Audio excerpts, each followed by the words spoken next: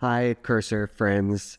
So I just wanted to post here. I did find kind of a workaround until the cursor update for the accidental code deletion gets fixed, hopefully. So essentially, I made an AppleScript. This is just the case for replacing entire functions.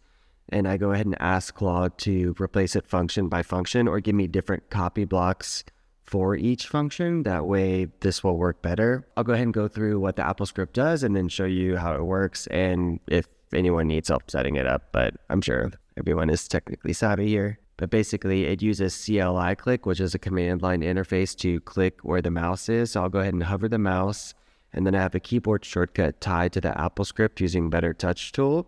So I'll go ahead and click on it twice, because just in case, and then it will activate cursor, and then it'll go ahead and click inside of the main window. So you can do Shift Command 4 to get the coordinates and then replace the coordinates here, depending on your screen size.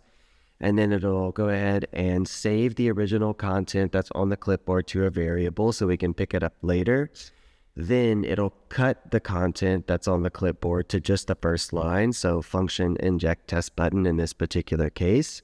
It'll do Command F, Command V, Enter, Escape to escape out of the find window.